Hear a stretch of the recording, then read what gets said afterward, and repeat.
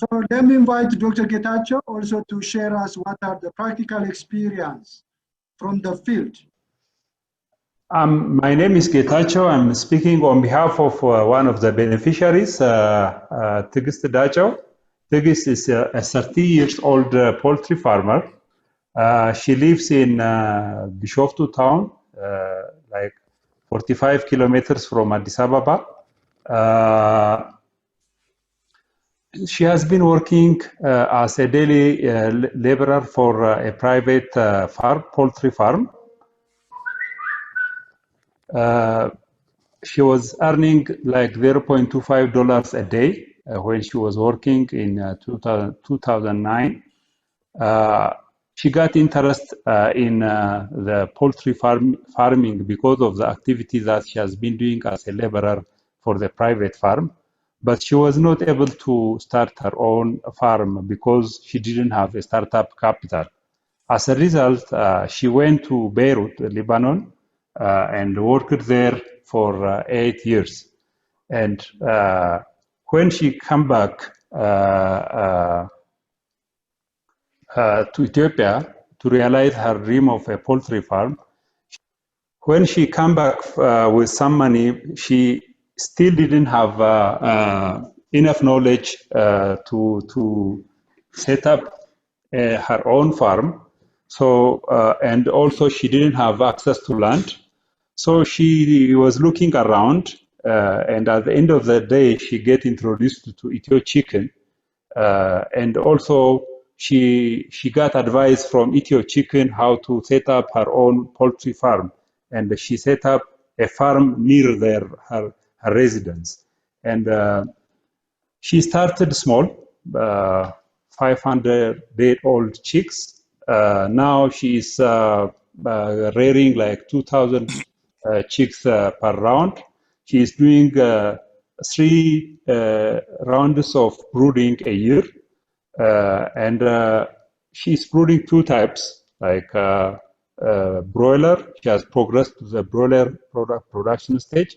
The chicken that you see on the picture are the ones that she reared for the Christmas market. The broilers that she reared for the Christmas market. She sells the broilers through traders, but the grower pullets through the extension system. She is using the system that Ethio Chicken has already set up to distribute this chicken. And she has supported friends to start a poultry farm. Like the taller one is Getachew, the one that I'm talking about in the picture. The shorter one is her friend. Her name is also Tigist. They have been in exile together. Now she's helping her friend to enter the business of brooding poultry.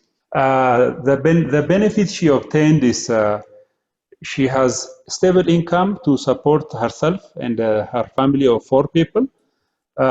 She has the nutrition of her family has improved because she is making really good money from the poultry business. She makes about 150,000 Ethiopian per a year. And she is also able to pay for her children's school. The challenges Tigist is facing is unpredictable nature of the market, and the brooding is business is an intensive business. She has to be always there with the chicken. This is the challenge that she mentioned.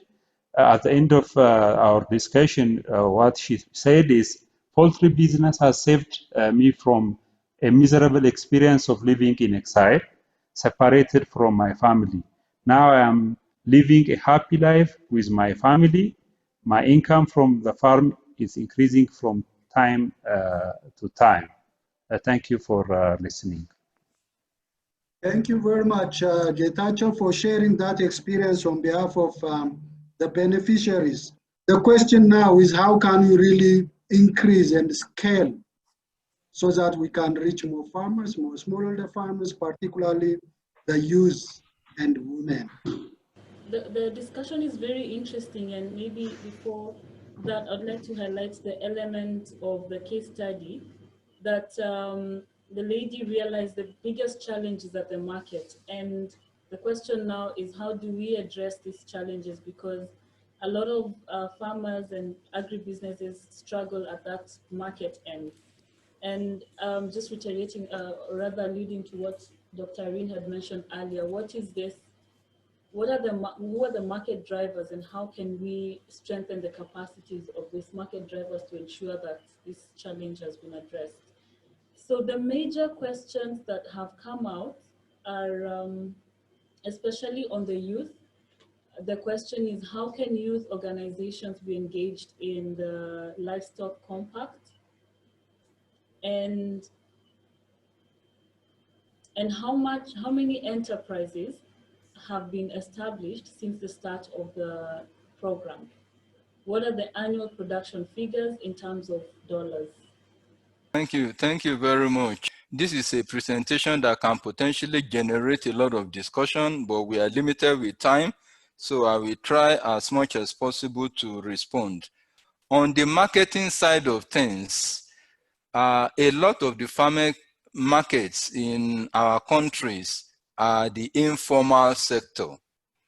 The value chain in many instances have not been very well organized to have structured markets. And so producers have to deal with this market. My single advice to anyone wanting to start a poultry business is market to grow rather than grow to market. There's a difference between the two. Understand your market, do your market analysis, do your market survey. If possible, identify your market outlets. What do they want? What are the challenges and the gaps you have noted in the market or in the production? What additional value or benefit can you add? If you are able to answer these questions very well, and you base your production on the capacity of the market to absorb, remembering that when you start, before you are known, your market will be limited. This will be very good. We also encourage youths to do cooperative marketing, to come together and market their produce together. So in that case, they can take advantage of economies of scale, and they can have a stronger bargaining power as a group. So this is the way in which we engage youths.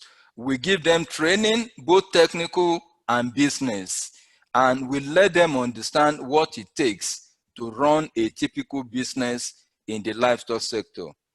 The number of enterprises that have been set up is difficult to answer these questions, but in Ethiopia, for instance, we know that about 3,000 village poultry development agents are more or less running these businesses on their own, each of them buying an average of 2,000 to 5,000 chickens for each round. So each of them are businesses on their own. In Nigeria, for instance, we recognize the registration of about 60 cooperatives with whom they are working. There is also a farmers association that they are working group. And some of our ACGG partners attending this presentation may be able to give more precise answers. But there are many more persons involved in this poultry, especially because Ethio Chicken is producing millions of chickens. In every month, they are selling more than 5 million, 10 million chickens from their hatcheries. Annual production in terms of dollars, that will depend on the scale on which an individual engages. For the success story we mentioned, in the case of Tigist, she's currently doing about 2,000 every round of production, and each round is for about 6 to 8 weeks. So when she sells them, cleans the house, and prepares for the next round, she's doing about 3 rounds per year. But we know people who are doing 4 or even 5 rounds of production using only this brooding method. And what you can get depends on the number of chickens you are starting with. What we have ensured is that mortality is highly reduced. We give them training to be able to address any challenges at any point in time. I think at this point I will stop so that others can contribute. I would like to give the floor to Dr. Irene. I think this is very exciting. What I'm happy about is that we have business cases that we are putting on the table. And as I said, the whole translation of technology to commercial businesses hinges on these business cases.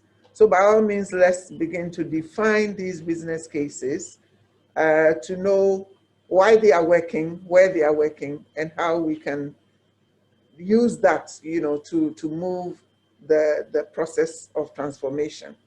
But the issue is this, that as scientists, we talk science, and it's important that we have different partners along the science policy institutional nexus.